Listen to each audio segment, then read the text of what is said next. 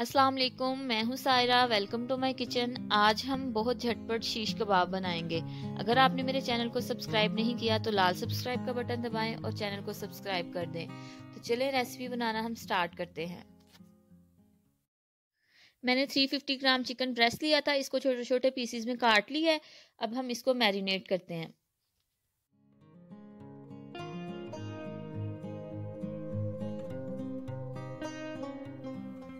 1 teaspoon white vinegar डालेंगे। सिरका use करने से चिकन जो है वो अच्छी तरह से गल जाएगा। इसके बाद 2 चम्मच नींबू का रस शामिल करेंगे। गार्लिक पेस्ट ऐड करेंगे। चंद कलियां लहसुन की लेके उनको मैंने बारीक पीस लिया था। अब हम स्पाइसेस ऐड करेंगे। 1 चम्मच नमक, हस्बे जायका भी ले सकते हैं। आधा चम्मच हल्दी, 1 चम्मच कुटी हुई लाल मिर्च, आधा चम्मच पिसी हुई लाल मिर्च, 1 चम्मच मैंने गरम मसाला पिसा हुआ लिया है, आधा चम्मच काली मिर्च और 1 चम्मच धनिया पाउडर। जो चीज़ें हम टिक्का बनाने के लिए इस्तेमाल कर रहे हैं उनकी मैंने डिटेल डिस्क्रिप्शन बॉक्स में मेंशन कर दिया, आप वहां से भी चेक कर सकते हैं। अब सारे मसाले डाल के अच्छी तरह से चिकन को हम मिक्स करेंगे और मैरिनेट करके 1 घंटे के लिए छोड़ देंगे। जितनी ज़्यादा देर हम इसको मैरिनेशन के लिए टाइम देंगे उतने अच्छे और मज़ेदार आपके कबाब बनेंगे। अब हम 3 चम्मच दही के ऐड करेंगे। दही को मैंने अच्छी तरह से फेंट लिया था। दही ऐड करने से जो कबाब हैं वो बहुत जूसी तैयार होंगे।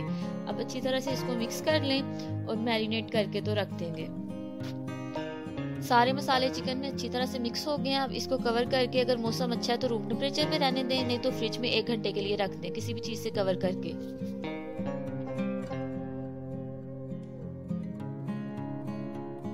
अब हम वेजिटेबल्स की हल्की सी सीजनिंग कर लेते हैं। वेजिटेबल्स में मैंने शिमला मिर्च, टमाटर और प्याज ली है। जिस तरह चिकन के क्यूब्स में कटिंग की थी उसी तरह उसी शेप में मैंने इन सब्जियों को भी काट लिया है। 1 टीस्पून कुकिंग ऑयल डालेंगे, हल्का सा नमक 1 चुटकी के बराबर और सब्जियों को मिक्स कर लेंगे। कबाब बनाने के लिए मैंने यहाँ पे कुछ शाशलिक स्टिक्स ली हैं। उनको पानी में मैंने आधे घंटे के लिए भिगो दिया था ताकि जब हम चिकन को कुक करें तो वो जले नहीं। तकरीबन 1 घंटा हो गया था। अब चिकन में मैं ऑयल 2 चम्मच शामिल करूंगी और अच्छी तरह से ऑयल को मिक्स करेंगे और स्टिक्स पे हम इनको लगा लेंगे। अब मैं एक स्टिक लूंगी और इसमें चिकन और वेजिटेबल्स जो हैं वो हम बारी बारी लगा देंगे। आपकी अपनी चॉइस है, आप पहले सब्जियां लगाना चाहते हैं वो लगा लें। ऐसे एक चिकन का पीस लगाएं, साथ कोई एक सब्जी ले लें जैसे प्याज, टमाटर। तीनों में से एक एक चीज जो है वो आपने एक एक स्टिक में लगानी है ताकि तीनों कलर जो है वो अच्छे लगेंगे प्रेजेंटेशन में। एक सीख हमारी बिल्कुल तैयार है। इसी तरह हम इसी सीक्वेंस में दूसरी सीखें जो हैं वो भी लगा लेंगे और बाद में इनको ग्रिल कर लेंगे।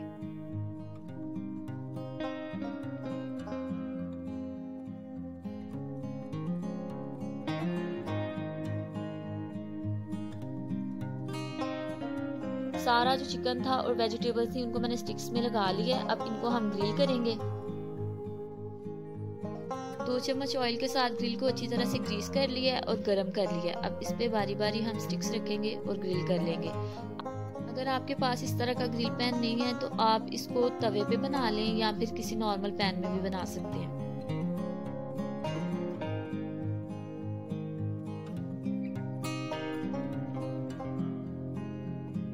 कुछ मिनटों बाद आप इसकी साइड्स जो है वो चेंज करते जाएं, एक तरफ से दूसरी तरफ पलटते जाएं। इस तरह चिकन जो है वो दोनों तरफ से अच्छी तरह से पक जाएगा। कुछ लोग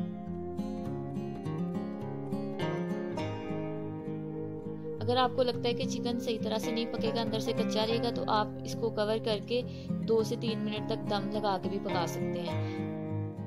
जैसे जैसे मसाला पक रहा है बहुत प्यारी इसकी खुशबू आ रही है। कोई हमने ज़्यादा मसाले नहीं यूज़ किए, जो घर के नॉर्मल मसाले हैं उन्हीं को यूज़ करके तो हमने बहुत मज़ेदार जो है वो कबाब बना लिए हैं। इनकी साइड्स आपने चेंज करते रहना ताकि इक्वली दोनों तरफ से ये पके।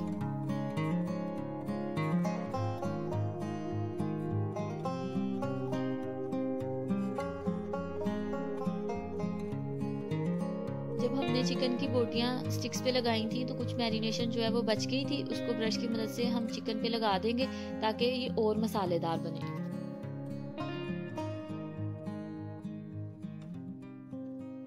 आफ्टर मैरिनेशन चिकन का कुकिंग टाइम 10 से 15 मिनट है, उसमें चिकन जो है वो पक के तैयार हो जाएगा। अब देखें ये दोनों तरफ से तकरीबन पक गया है। 1 से 2 मिनट लगेंगे और इसको हम निकाल लेंगे। दोनों तरफ बहुत अच्छा कलर आ गया इसका।